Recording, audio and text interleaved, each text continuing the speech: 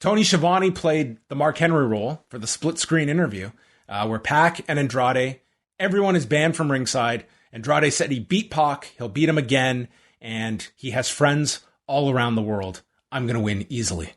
And PAC says that this should have been settled, but then you introduce tasers and iPads. Tonight, you'll see revenge for Death Triangle, and maybe then you'll stop obsessing about us.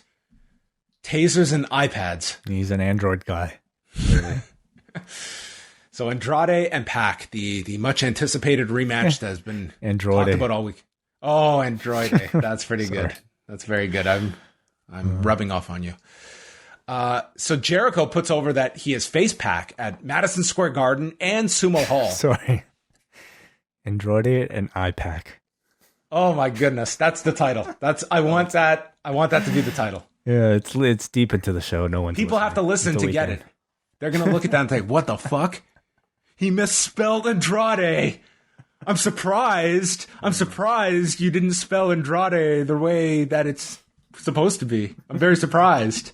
So surprised. So anyway, this match was pretty great. Taz compared PAC to Dynamite Kid, who comes out of the gate with a Fosbury flop and teases the Black Arrow.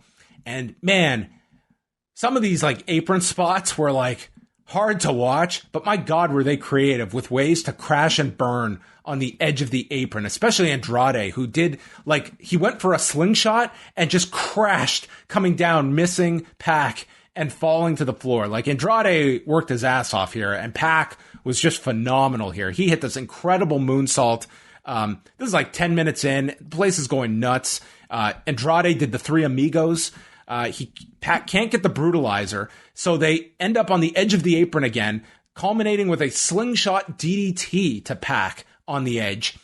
Andrade loses his balance on the top, and PAC hits an avalanche brainbuster for a near fall. They're trading hard slaps, poison Rana by PAC, and they just went at this incredible pace. Andrade faked the boot to then hit the reverse elbow, and PAC catches him with a hammerlock into an inside cradle and catches him in 16 minutes and 19 seconds. But a pretty great match. Really excellent match. I mean, expectations are pretty high coming off of the crowd reaction and the buzz surrounding this one, and I absolutely think it delivered. It was a great crowd too. Like they elevated this one too. I would not say this was the best Rampage match. I still reserve. I would say the big three though. This is in there with the first night with Omega and Christian. I still think that's the best match we've seen on Rampage. Danielson and Nick Jackson, that was great. And you also had on the Arthur Ashe show the Super Click against Cage, Luchasaurus, and Jungle Boy, which was those are the ones that come to mind for me. But this is in the discussion. I thought this was certainly Andrade's best match in AEW. The fact that you can already name 4, 5 matches of that quality in the short time frame that we've had this show in existence tells you that the quality of wrestling is very high in AEW, and the quality of wrestling on Rampage is very high. And I think that's great for the reputation of the show itself. I thought it was a lovely match. I had flashbacks to Andrade at his takeover levels, and it was wonderful to see that he and PAC were able to get this time on TV. Immediately after the 3 count, the lights go out, and Malachi Black appears in the ring, and he stares at Andrade, and he looks at PAC, and all 3 former NXT champions are standing there. Right. And PAC gets hit with the mist as Andrade watches as Black just beats the hell out of him. Arn Anderson walks down, and he points the Glock, the figurative Glock, which I loved. I love that he is now incorporating this.